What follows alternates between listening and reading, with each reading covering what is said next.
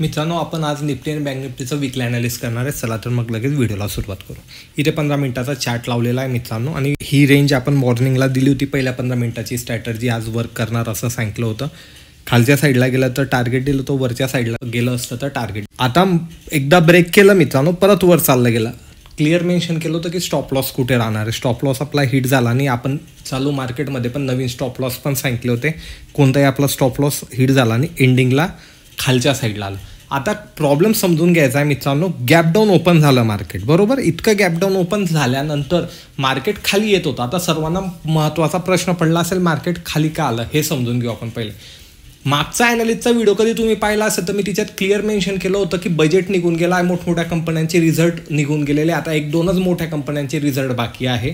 Almost सर्व जेही trigger point होतं इंडियन मार्केटचे ते सगळे निघून गेले. आता मार्केट हे ना USA मार्केटवर डिपेंडेड राहील. तुम्ही जाऊन चेक करून घ्या की मागच्या व्हिडिओमध्ये मी एक्झॅक्टली हे वाक्य बोललेलं होतं. आणि काल एक डाटा आलेला होता. त्या डाटामध्ये असं समजतंय की पुढे काही दिवसांमध्ये USA मध्ये मंदी येणार आहे. नोव्हेंबरमध्ये तिथे इलेक्शन आहे मित्रांनो, आणि हे सप्टेंबरमध्ये रेट कमी करायचं म्हणताय. मे बी मार्केटला असं वाटतंय की नोव्हेंबरमध्ये इलेक्शन आहे तर हे मे बी पुढे अजून सरकवून देतील. आणि तिथल्या ज्या बँक आहे ना मित्रांनो, ते ऑलरेडी लॉसमध्ये बसलेले आहेत.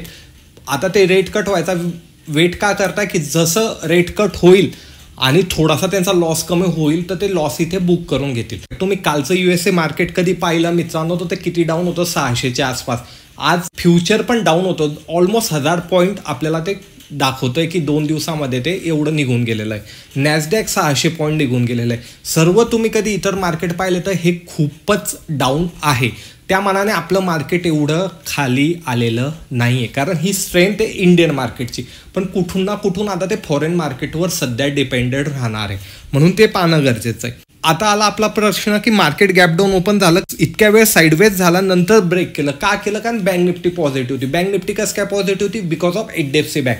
HDFC बँक 20 ते 22 पॉईंट ही पॉझिटिव्ह होती. त्यामुळे बँक निफ्टी पॉझिटिव्ह होती, कारण तिच्यामध्ये तिचा शेअर खूप मोठा आहे. आपण हे इंडेक्समध्ये कोणाचं किती वेटेज आहे ह्या व्हिडिओमध्ये आपण इन डिटेल हे पाहिलेलं होतं.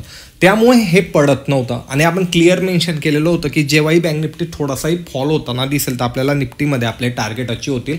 आपण टार्गेट इथे चेंज करून सांगितलं होतं, कधी लो ब्रेक झाला तर 700चं टार्गेट इझिली आपल्याला पाहायला मिळेल. 50 पॉईंटचं, आणि ते इझिली आपल्याला इथे पाहायला मिळालेलं आहे, जे आपण टेलिग्रामवर प्रोव्हाइड करतोय. टेलिग्राम चॅनल टोटली फ्री, डिस्क्रिप्शनमध्ये लिंक आहे. तिथे कॉल आणि पुट कोणतंही दिलं जात नाही, हे लक्षात ठेवा. हे तर झालं ॲज पर प्राईज ॲक्शन.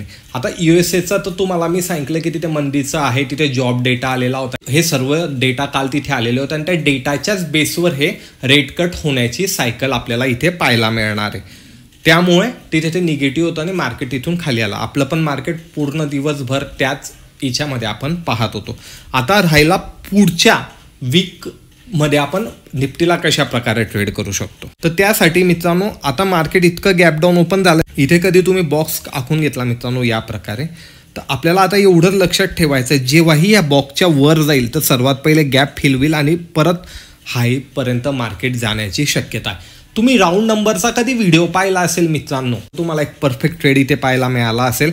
मी तुम्हाला क्लिअर मेन्शन केलं होतं की जेव्हाही राऊंड नंबर ब्रेक होतो, आणि त्या व्हिडिओमध्ये पण 25,000चं क्लिअर मेन्शन सांगितलं होतं की जेव्हाही राऊंड नंबर ब्रेक होईल तर त्या 25,100च्या वर जात नाही, तोपर्यंत आपल्याला नवीन बाईंग करायची नाही. तुम्ही एक्झॅक्टली पाहू शकता 80पर्यंतच मार्केट गेलं होतं, आणि तिथून मार्केट हे खाली आलेलं होतं. हे सर्व आपण राऊंड नंबरच्या व्हिडिओमध्ये पण डिस्कस केलंय. सांगायचं तात्पर्य काय आहे, व्हिडिओ कधी पाहताय तर पाहायचे म्हणून पाहू नका मित्रांनो, शिकायला मिळतंय म्हणून पहा. त्यामधल्या काही गोष्टी, ते पॉईंट आवडतात ते तुम्ही नोट डाऊन करा, आणि त्या सिच्युएशनला मार्केट आलं की तेव्हा तुम्हाला ते कामात येणार आहे. नाही तर माहिती आहे, ऑलरेडी तुम्हाला सांगितलं गेलेलं होतं की 25,100च्या वरतीच आपण बाय करणार आहे. 25,100 ते 24,900ची ही रेंजमध्ये आपल्याला कोणताही ट्रेड करायचा नाही. आणि तुम्ही कधी ते फॉलो केलं असेल तर एक परफेक्ट ट्रेड आपल्याला इथे पाहायला मिळाला आहे मित्रांनो. तर आता याच्यावरती गेलं की सगळ्यात पहिलं टार्गेट आपल्याला हे पाहायला मिळेल की गॅप फिल होताना दिसेल, आणि त्यानंतर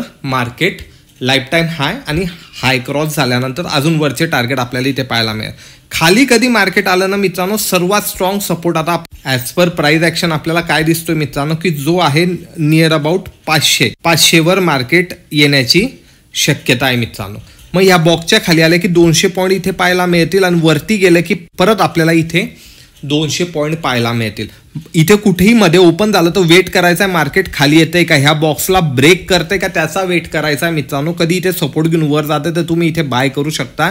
टार्गेट ह्या बॉक्सचं हायर पॉईंट राहील. आणि सिमिलर आहे मार्केट कधी वरती गेलं तर इथून हे ब्रेक करून रिटेस्ट करून वर जाते का तेव्हाच आपल्याला बाईंग करायची, अन्यथा आपल्याला इथे कोणत्याही प्रकारची बाईंग करायची नाही. मार्केट खाली येतं मोठा गॅप अप किंवा गॅप डाऊन ओपन झाला तर आपण हे टेलिग्राम चॅनलला सूचित करतो, पण जास्तीच मोठा गॅप डाऊन ओपन झालं तर पहिल्या 15 मिनिटाच्या कॅन्डलची रेंज आखायची. हाय जसाही ब्रेक होतो तो इथे आपण बाईंग करू शकतो. बिकॉज ऑफ ऑलरेडी सेलिंग झाली होती, त्यानंतर गॅप डाऊन ओपन झाला आणि परत मार्केट खाली आलं आणि कधी 500च्या आसपास किंवा 500च्या खाली मार्केट ओपन होताना दिसतंय. तर पहिल्या सेशनमध्ये आपल्याला बाउन्स बॅक येताना दिसणार आहे, म्हणून आपण इथे कॉलही बाय करू शकतो ॲज पर प्राइस ॲक्शन मित्रांनो. आणि हे सगळं एज्युकेशन पर्पजने आहे, हे लक्षात ठेवायचं आहे. हे तर झालं प्राइस ॲक्शननुसार. आता आपल्याला ऑप्शन चेन काय सांगते ते थोडक्यात आपण समजून घेऊया मित्रांनो. इथे निफ्टीची ऑप्शन चेन लावली आहे पुढच्या एक्सपायरीची. आणि आता आपण पाहिलेलं एक्झॅक्टली मार्केट 24,700च्या अराउंडिंग कुठेतरी क्लोज झालेलं आहे. पण एक इंटरेस्टिंग गोष्ट मी तुम्हाला सांगणार आहे मित्रांनो की 24,700वरच नेक अँड ब्रेक लेवल आहे. तुम्ही कॉल साईडला पाहिलं तर 1,11,000 पोझिशन आणि पुट साईडला 1,13,000 पोझिशन आहे.